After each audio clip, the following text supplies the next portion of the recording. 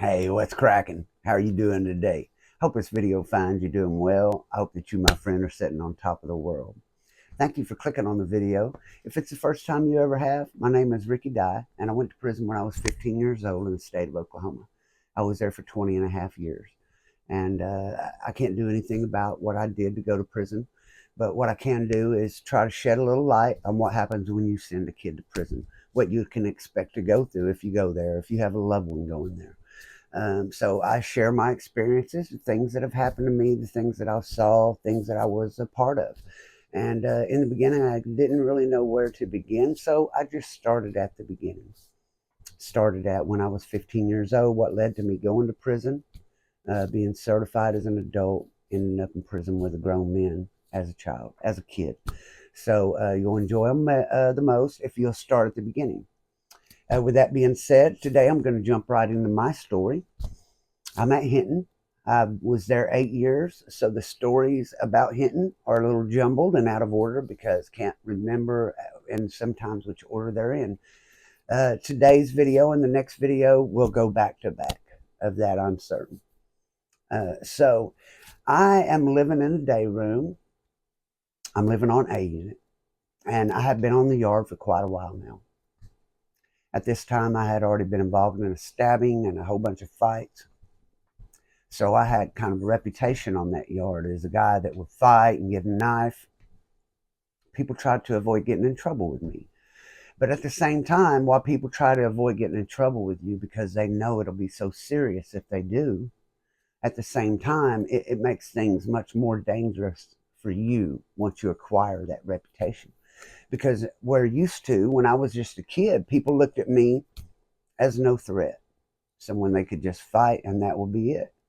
But now that times went by and I'm older and I've stabbed someone, now if you're going to get into it with me and you think I might get a knife or something, or you're afraid that I can fight, then you're going to just stab me and get it over with. So the danger is I may not even see it coming, and it could be real bad for me. But I'm living in a day room, and in this day room at the time I've been living here, I live upstairs by the shower. There's a top run and bottom run. Uh, there's 18 cells in the day room. In the day room, there's furniture out there set in the middle of the day room. So when you walk in, immediately to your right, there's a sink. And on that sink sits a microwave that everyone shares, and an ice machine. And then there's 2 showers. All that's to your right. Look straight in front of you, and there's cells along that back wall, and then there's cells on this wall on your right. On the left is just a wall, and on that wall is a TV. There's a set of stairs on your right that goes upstairs to those cells. There's an emergency door up there, a fire door that the guards come through to count. There's also a fire door down here on the left, but the one at your back is the one you come into from the rotunda. So you come in, you're looking at the day room, there's cells on that back wall, and on this wall on the right, you got your ice machine and everything. On the left, you got your TV on that wall. Out there in the middle are a bunch of couches and stuff that just scoot around. They're light metal with the little cushions on them. They're nothing major, and they move around real easy.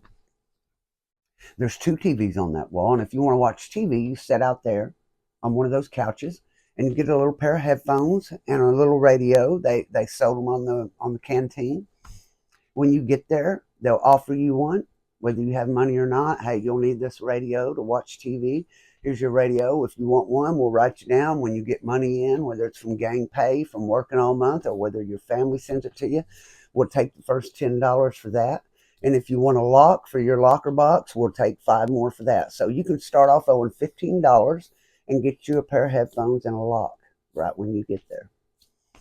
And if you want to watch TV, go out there and sit on one of them couches and you can watch TV. And the first one there can get up there and change the channel if no one's there. And if you're the first one there and no one else is watching TV, you can change the channel, whoever was there first.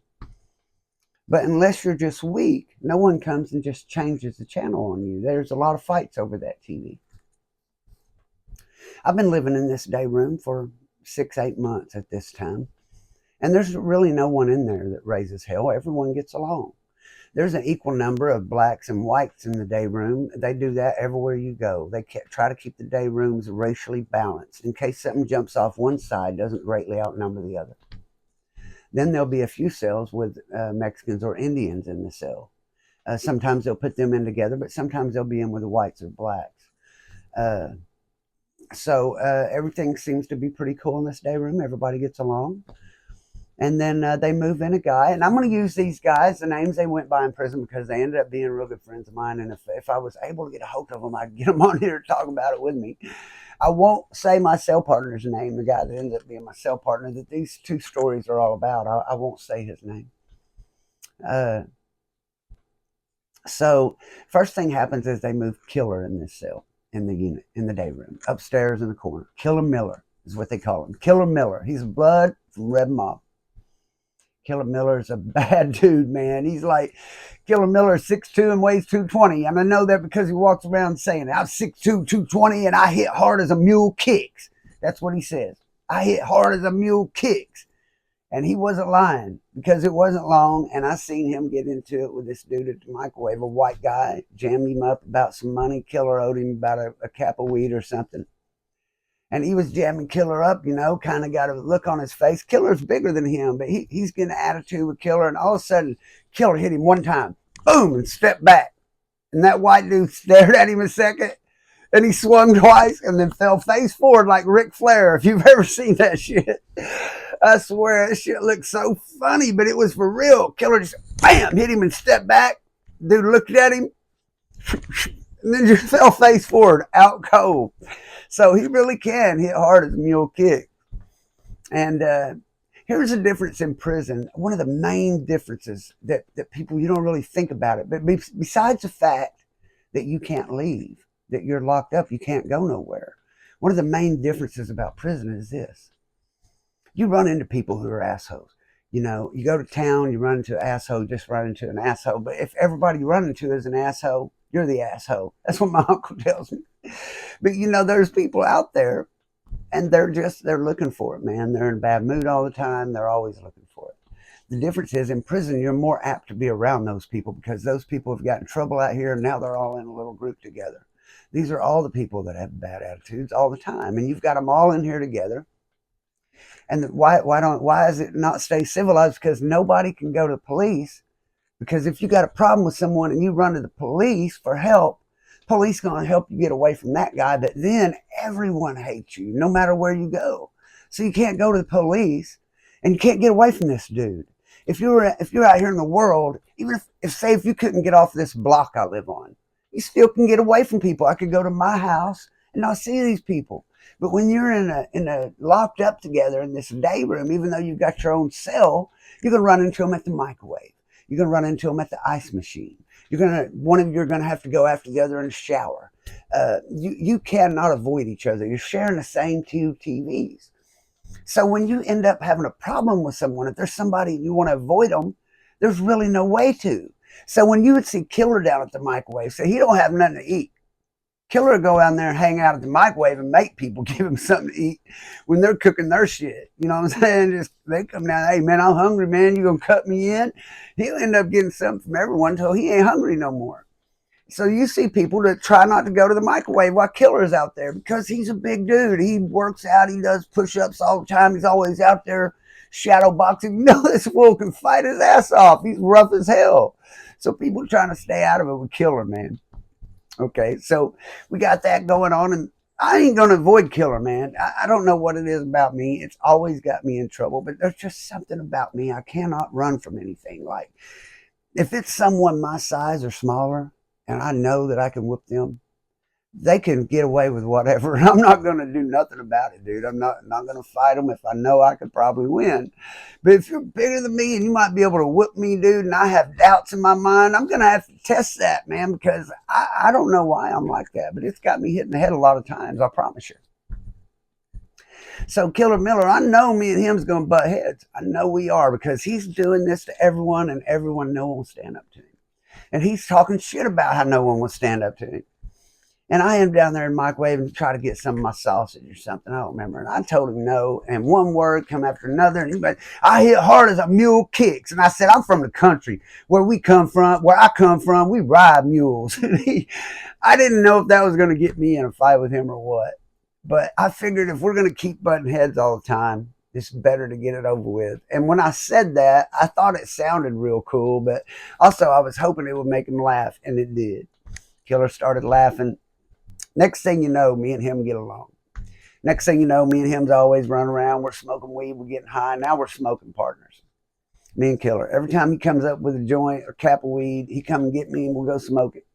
I get one. I go get him. We smoke it. Me and him smoking partners. Me and this blood, Killer Miller. We get tight. And he starts leaving people alone in the day room because I'm talking shit to him about how he's doing them and stuff. You know, telling him, everybody in the warrior, man, how would you like if some big old black dude doing that shit to you? So he starts chilling out, you know, because I got him through laughter, hanging out with him, getting high with him. And everything's going pretty cool, man. There ain't no troubles in the day room. And then next door, they move right next door to me. They move in Skip. UAB. He's in the Aryan brotherhood. Big old white boy. He's 6'2", too. Probably outweighs Killer about 20 pounds. He's all muscled up. You picture a college NFL linebacker, one of those guys. You picture NFL linebacker, you got Skip. That's him. He looks like a beast, man. And you know, you get into it with that guy, it's going to be a tumble. And right off the bat, they put this first guy in a cell with me. And Skip don't like him. And for some reason, he's got into it with these UABs. And they're going to come up in the cell and smash him. And he's as soon as they put him in the cell at night, after the doors had locked, no one could get to him or anything. But the next morning at 6 a.m., he's been telling me about it all night, how they're going to probably come over here. And I'm telling them, they ain't going to do nothing in my cell, dude. They ain't going to do nothing in my cell. They're going to take that shit up out of here, blah, blah, blah. People are going to respect me. Because I thought they would. You know, usually no one will bring trouble to my cell. And at least that's what I'm thinking after all the shit I've been in. But shit, 6 o'clock in the morning, here comes Skip leading the way and a couple more brothers behind. And they did come in my cell and they was all on this dude. And I was like, man, y'all need to take that shit out of here. And he's like, y'all ain't to get me tripped up in this shit. And he's like, we will do this shit right here, Ricky Die. Skip wasn't scared of shit. So I didn't back down from them. They didn't, but you know, it was very evident that I would have lost at that point for sure. I couldn't have won that with those dudes. But they tell this dude what the deal is. He's gonna get off the yard. He's gonna pay whatever. He ends up catching out. So he's a piece of shit. I wasn't gonna stand up for that dude against those dudes. Those dudes are my partners, and you know what I'm saying. And this dude's a piece of shit. So, but I just didn't want him in my cell. I want the dude getting killed in my cell. Shit, getting beat up or nothing. They're going to take me to lock up immediately. So I'm trying to keep that shit out of my cell. But that was my first run-in with Skip, and we didn't get along at first. He didn't like me, and I didn't really like him. He sees me running around with Killer all the time. So him and Killer get along. They knew each other on another yard. But Skip, you know, the UABs, they don't want trouble with them Bloods, man, because there's a lot of Bloods on the yard. They got a lot of stroke. They got some dudes there who will get their knives and shit. Not that the Aryans are scared of them. They're not scared of no one, but neither are the Bloods scared of anyone. So that's a no-win situation. Common sense tells you don't do that if you can avoid it. So trying to avoid problems with Killer, so he's kind of, otherwise I probably would have had more trouble at the beginning from Skip. But Skip likes to play poker just like me. And one night we're down there playing poker. I'm running the game. He gets down and I tell him, don't sweat it, man. You don't have to pay it. I'm winning. You can keep that. So we kind of got cool there. And then one night we're down there and this black dude's running the game. And man, he had us both down on paper. Like I was in debt for $40 or $50. And I was going to have to go borrow some of that money. I didn't have that much and you got to pay. It's a cash game. And Skip come down there because he will sling that money out there and he'll win big or lose big. He come down there to try to bail me out and ended up down 20 himself. And he goes up to his room and gets that 20 in canteen, cleared his locker out, come down there and checked out like $20. And he comes slinging back and he won all his money back and my money back, drops all the chips on the table, says, clear me and Ricky Die, we're gone. So now me and Skip pretty tight. Okay, now I didn't have a cell partner. Now at the time, Skip, he's going to visit and he's getting a crank, but he can get it himself, but he don't like the heat. So he's been pushing up on me to bring it in for him, but he don't want to give me a quarter. When you bring something back from visit for someone, you get a quarter of it. So I can swallow these balloons and come back and throw them up and get a quarter of whatever I do. But he don't want to pay that much. He's trying to give me less, Then he don't have his girl to come. He wants my girl to bring it in, have me pass it off, a big old keister, a whole ounce of it, but he don't want to give me a quarter ounce. So he's giving me an eighth out of it. So I won't do it. I'm getting my weed in and he's having to go another way because he's not willing to pay what I'm charging. And for me, it's too big of a risk for me and my girl, my family, for me to be risking something like that and not get what it's worth at least, because it isn't even worth that. But we're not fussing or fighting over it. We just don't agree, so we're not doing it. So then they moved this dude in my cell, and we're going to call him Bill. That wasn't his name. Today's story and the next story will chiefly be about old Bill. Okay, so old Bill, he moves in a cell with me. And he at the time, I'm in my late 20s. This dude's in his early 40s. A thin dude. He goes right to work in the kitchen. That weekend, some dope comes in, some meth. And at the time, we're all doing that stuff. I was smoking it and drinking it in coffee. And I'm high on it. And he notices that I'm high at a 4 o'clock count. And he's, hey, man, you got some dope? You got some dope? Can you get some dope? Can you get some dope? And I've been seeing him go down and get on the phone and stuff. And I'm like, well, what's up? What's up? What's up? Man, when I knew he tells me this story that when he knew he was coming to prison, he had a home and a retirement and all that. And he tells me he went and pulled his retirement out and he sold his house and his car. He put all the money in the bank.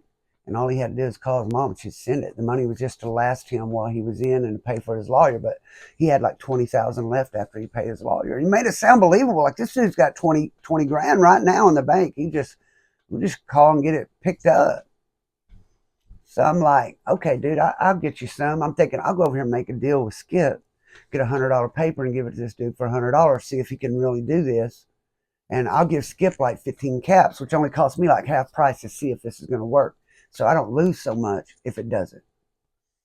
So I go over to Skip, tell him I get this $100 paper for my cell partner. I tell this dude, so he's got $20,000 in the bank, blah, blah, blah, blah.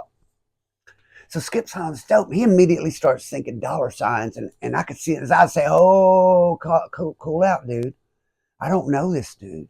He could be lying. So let me deal with him, Skip, till we know he's really got the money, dude. If he's got that money, I'll turn him over to you. I'll plug you into him. But Skip's thinking I'm going to stay the middleman. He wants that dude for himself. That'll be his money bags. So I tell him, don't do that. Let me make sure he's got this money. I'll stand good for it the first time. I'll pay you I'll give you caps for that $100 paper. If you get the money, I'm going to have him send the money to you. That's my $100. If it works, I'll plug you with him. But let me see if it really works. So we go that night. Everyone's high. And the next day I'm off doing something. Come back. And my cell partner is really high. I mean, he is bouncing off the walls. You can tell he has done a lot of drugs. Too many drugs. He can't hide it anymore. When the guards come around to count him, I have to have him act asleep, because if they see him, they're going to know he's high. Look around, half the day room's high. People that never get high are high. And so get some more dope. Yeah, I got a little bit from Skip. How much you get? Oh, I don't really want to say, but I'm going to take care of it. I'm going to call my mom tonight. Something happens, he can't get through the phone tonight. Next day, he's still high. He's been up for 3 or 4 days now. Still can't get a hold of his mom, he says. So finally, we get his mom on the phone. And we can tell now he's lying about something. So I want to hear what he's saying. So I'm sitting there by the phone. He asked her to send $10 to get her to say, yeah, she was sending the money. And I said, dude, you only said, he said, Mom, would you send? He tried to say $10 real low. He said, would you send that money, Mom? And let me hear her say, yeah, I'm going to send it. I said, yeah, she said she's going to send it, but you told her $10. I heard you say $10. Let me talk to her.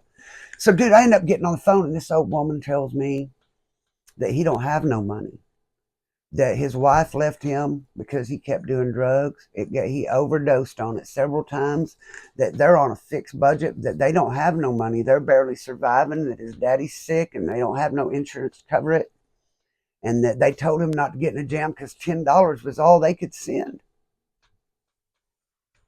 So I'm thinking, oh, man, I'm glad I just did that deal for 15 caps. Skip's going to be sick. And I go up there and tell Skip what happened. And Skip says, I owe it. You brought the dude to me. You owe it.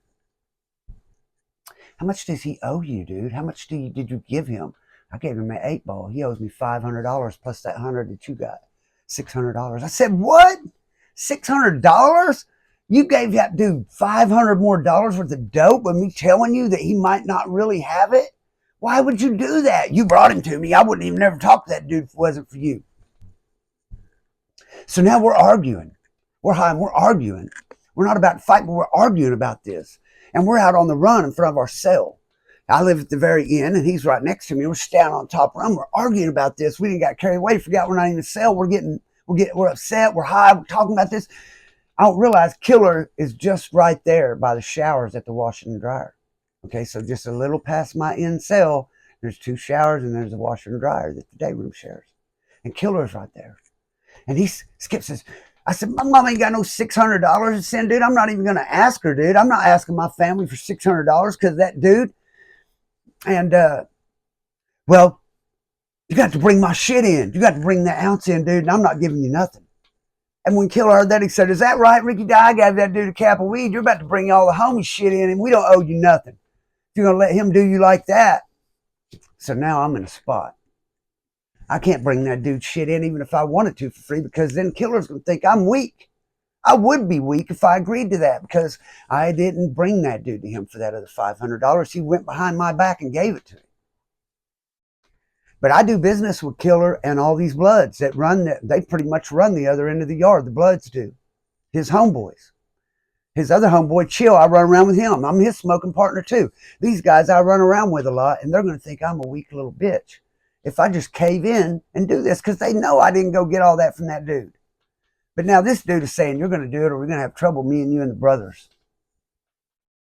So now he's brought the brotherhood into it, not just me and him, even though he's twice my size. Now he's going to bring the brothers into it. So now they're going to, either I'm going to do it or they're going to smash me off the yard, more or less.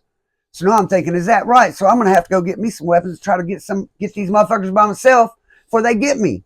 And yeah, I'd say that because I would say that to them. And they would say, that's why I love you, Ricky Dye, because you got heart. And we know you got heart like that. That's why they love me. And that's why Killer loved me. So now Killer says, no, it ain't going to be like that. He got the Bloods. And I said, oh, no. So now in my head, I'm thinking, no, man. No, that's even worse than being by myself. Because I never, ever want to be in the middle of the races and go against my own race. Because I'm white in the end. I don't want to go against anyone because of their race. But the last thing you want to do is go against your own race. Whatever race you are, imagine going against your own race. You're not going to want to do that. So in the end, I come to a deal with Skip to bring in this ounce, clear that debt. That debt was now mine. Now this guy owes me that $600, and he would give me an eighth. So I would get half the payment I should, but I get this $600 debt, even though it really is no good. So I'm wanting to whoop this dude right now. I'm not going to let him be in my cell another night. I'm fixing to send this motherfucker up out of here. But Skip said, no, don't do nothing to him, dude. He's going to tell on us. I'm going to go to jail. You're going to get me put in jail. Then we're still going to have a problem. You're going to let us we need to get this dope in. If you go do anything, that dude's going to catch out, and then you're not going to be able to get my shit in here. We're going to still have a problem. So the weekend's just a few days away. So I go to investigating into it. This dude has got that 8-ball. He didn't share any of it with me. He didn't offer me any of it. He didn't even tell me he had it. But he went around and got everybody in the day room high that he ever even talked to. He was getting guys that he worked with in the kitchen high. He knew from the beginning he couldn't pay for that, and went and got it from the chief Aryan. I don't know what the hell he was thinking. But he did do that. And he didn't catch out, and he stayed there. And the weekend come, and I got the shit took care of on a Saturday. And there was visits again on a Sunday. So I get that shit took care of, and I take care of Skip, and I got mine, and I hand it off and tell these dudes I'm probably going to be in jail. I'm going to go to visit tomorrow, Sunday, if this dude don't catch out tonight. But I said, I'm fixing to make this dude kill himself. So I was very upset with this dude. After all the shit I've ever been through in prison, navigating the mines, trying to stay out of it against this gang, and trying to stay out of it, getting into it with this gang. And I've always managed to never get into it with the Aryans. It's my greatest fear. Not that I'm afraid of anything or weak, but I never want to be against my own race. And it's one thing to have heart when you're got a bunch of white guys behind you fighting one black dude, or if even a bunch of black dudes. But when you're out there by yourself and everybody from your race is against you, that is not a good feeling. I've told a video about when I found myself in that position once. And I've never done anything foul. But you don't have to tell on anybody or do anything foul. You just have to run amok of the wrong man for it to end up in that position. And that's why it's best. These stories, I try to make them exciting and entertaining, because until I tell you what happened, the way it happened, but none of it was cool. You didn't want to be in my position. So in order to avoid all this shit, I made that deal, got that took care of, and now a little black dude lives downstairs named Q. He's passed away now. Me and him were in the Berry house together in 3 different yards together. I tell him, I'm going to make this dude kill himself. I made that dude write a suicide note. Made him write a suicide note saying he was doing drugs and this and that and couldn't take it no more to kill himself. And they would have found drugs in his system. I was going to put a sheet around his neck, tie it to the top rail, and chunk him over that motherfucker. That's how mad I was. I felt like he almost got me killed. I wasn't going to get out of prison after all the time I spent in here. I wasn't going to get out of prison because of what this dude did. He got me into it with these people. So that's how angry I was, and Q talked me out of it. Now, when I first went to prison, I would have never imagined doing the things that I did that night. But he put my life in danger. And I wasn't in my right mind on drugs. And that night when he came in that cell, I started off by punching him. Before the night was over, he was on the top bunk. I had a lock on a belt. Every few minutes, I'd whoop him. Every few minutes, I'd whoop him. From head to toe, he was bruised. Lumps all over him. Every few minutes, I'd have him screaming, whooping him. Every time the police come by, I'd quit, cover him up with a blanket. When they leave, I'd whoop him again. Son of a bitch. Try to get me killed, put me in that position. I wasn't asking my mom for money to pay for his dope. Do that old woman like that, man. That old woman I talked to on the phone broke my heart. Said she begged him not to do that. It cost him everything he had. And then he come in there and about cost me everything I had. Everything my mama had ever done for me would have been thrown away because of what he did. And it made me very angry. That doesn't make what I did right, but that's only half the story. So come close to breakfast that morning, getting close to 6 o'clock, I start thinking about what I'm doing. The visits start here in about 4 hours. Haven't been asleep all night. This girl's coming to bring me my weed. I still got business going on. I've got enough of that crank put back now that it cover all my bills so no one can talk shit about me. Because when you get into a jam with someone in prison, you can't go do something. Say you're about to get in a fight with this dude over here, and you're really afraid to get in a fight with this dude, so instead you go cuss out the guard. You go do something to someone else weaker than you. You do something else. You get caught with a shank on purpose. That's a catch-out move. A catch-out is when you go to the police, hey, I need protection. This guy, I'm afraid of this guy. You tell on someone, they protect you. They go take you and put you in a cell, move you to another place, let you start over. That's catching out. Go into protective custody. Everyone will hate you for it. You'll be looked at as the biggest piece of shit in the world, right along with child molester. But if you go do something to go to jail on purpose to get out of something, that's a catch-out move, and people feel the same way about it. So you can't just go to get in trouble for nothing to get out of something. And that's what people will say you did if you go to jail and you owe people money. So I've got something put back to cover my bills. People can't talk shit about me. But today I want to get this 2 ounces of weed I got coming in. I got business happening, man. I need to get this weed in, get this girl that's bringing it to me some money. It's Shelly's cousin. Trying to get that weed in. And so I start telling this dude, hey, look here, dude, you got to move to another cell on Monday. I know I was pretty rough with you last night. I ain't going to never touch you again. This shit's over. You had to pay for what you did, and now you've paid. I'll never touch you again. And because I got too rough, I do feel bad about it, dude. You almost cost me my life, but I feel bad about it. So when I come back for visit day, I'm gonna give you a 1/4 ounce of weed to get you started, because I know that you don't have no money. Oh, by the way, besides that 500, what else he did is he went around and borrowed from all the storemen on the unit. Everybody, he was going around and telling them, I'm Ricky Dye's cellie. And they know my word's good. They're thinking he's my cellie, he'll pay. So he's went around and got in debt to everybody. It cost me $40 in canteen paying off his debts to 8 different people. This dude had gotten debt to everybody, and I had to go pay him all that to keep people from whooping him so we could keep him there long enough to get that dope in and pay Skip off, or else he would have caught out. We would both end up in jail. And Skip's putting this all on me, that this dude better not catch out. So he's really got me in a spot. And he agrees that he's not going to catch out. He's just going to move out of my cell on Monday morning. And this is Sunday, about 6 in the morning. And he's a diabetic, so they pop our door first. Because if you're diabetic, you get to eat first. Breakfast, lunch, and dinner. At dinner, they'll give you a sack of peanut butter and jelly sandwich and an apple for at night for a snack. So when they popped our door in the morning, they didn't open everybody else's door. They opened the rest of the doors at 6. But at 5:30, they popped mine so he can go diabetic. And he says, I ain't going to catch out. I ain't going to catch out. 5:30, as soon as I opened the door, he went down there and caught out. They come straight and get me and lock me up. Take me down there, put me in DU. That's where the next story is going to start. So I hope to see you in that next video. Before I go any further, I want to give a shout out to Ricky Gilbert and John Doe. They went above and beyond to support the channel. I didn't mention it last time. It's hard for me sometimes. I have all these things I want to say lined out in my head, but I don't have nothing wrote down. It all comes from memory, so it'll be real. When I make a mistake, I just make a mistake. I don't edit my videos. So I forget things sometimes. But shout out to Ricky Gilbert, John Doe. They both know why. They went above and beyond supporting the channel. Thank you. I want to say shout out to the riders and the dyers, the riders who ride till the wheels fall off and the dyers keep riding even when they do. I have a gift for each and every one of you, but I've only received a few of you guys' addresses. Those will be going out in a couple weeks. So if you haven't given me your address yet on Messenger, you need to do that. If you're a rider or a dyer, your mailing address, so that I can send you a gift for supporting me. I want to thank everyone who subscribed. We're almost to 2,000 subscribers, and it's been less than a year.